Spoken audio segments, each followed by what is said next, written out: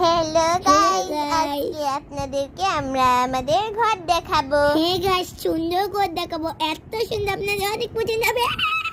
চলেন গাইস আমরা ঘরটা দেখাই। চিকু, এই দেখেন সাকার।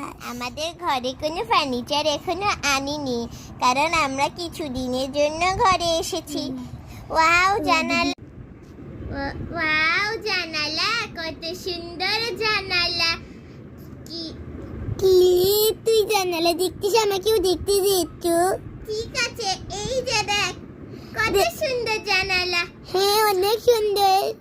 গাইস আমরা ঘর থেকে বের হয়ে আসি। এবার চলেন আমরা পদ্মা সেতুতে যাব। চলেন আমরা পদ্মা সেতুতে যাব। তো গাইস আমরা পদ্মা সেতুর সামনে চলে এসেছি।